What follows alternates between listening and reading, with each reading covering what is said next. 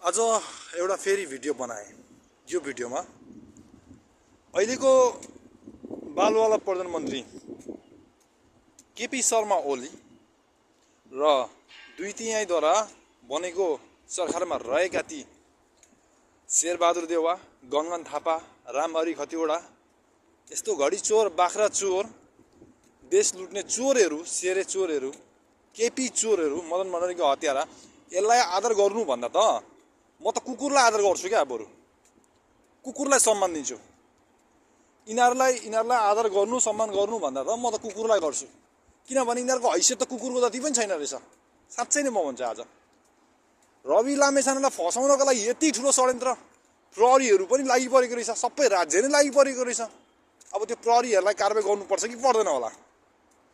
अनि सर्वोच्च अदालतले रविको मुद्दा हेर्न मिल्दैन भनेर डराएको चाहिँ कोसँग हो? दुई तिहाईको सरकारसँग डराएको, काङ्ग्रेस एमालेसँग डराएको न्यायाधीश। अदालत पनि यसरी के डराउँछ? न्याय दिने एउटा, ओ माई गड, न्याय दिने उयो भनिन्छ त यार। या त न्याय दिने एउटा, अब के भन्नु, मैले अब त्यो नामै लिदिनँ म। न्याय पाउने ठाउँ भनेर भनिन्छ। त्यो न्याय पाउने ठाउँ होइन, अन्याय पाउने ठाउँ पो जस्तो लाग्न थाल्यो त मलाई त। मलाई मात्रै होइन, हजारौँ युवालाई लाग्न थालिसक्यो यस्तो। सबै युवकहरूले यही कुरा गरेको मैले सुनिन्छ। र यो कुरा अनि अब के प्रहरीहरूलाई पनि यस्तो साह्रो छुट हुन्छ? देश र जनताको सुरक्षाको लागि सही र गलत के हो भनेर प्रहरीले छुटाउन सक्ने, छानबिन गर्न सक्ने क्षमता भएको प्रहरीहरू हो कि पार्टीको झोलेहरू हो? केपीको झोलेहरू हो कि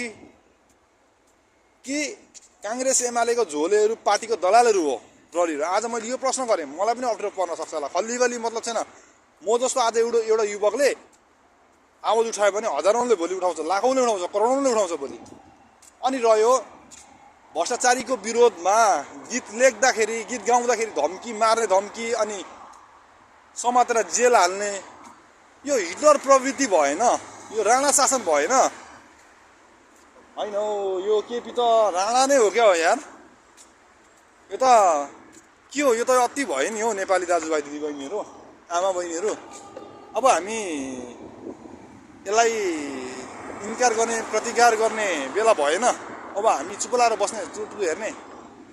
यो चोर केपीको शासन त धेरै चर्को पो हुन थाल्यो त।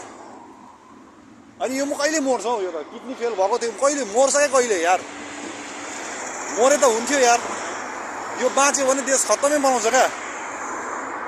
बाख्रा चोर गर्नु नाभा जस्तो, घडी चोर जस्तो, अनि यो के अरे शेरे चोर जस्तो, आर्जु राणा जस्तो, यस्तोहरू त नेपालमा मर्नै पर्छ, मार्नै पर्छ, खेदाउनै पर्छ। नखेदाइ हुँदैन।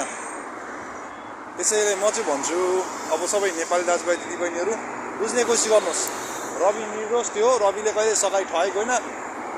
यति जाल जेल र षड्यन्त्र गरिएको छ बिचारालाई फसाउनको लागि।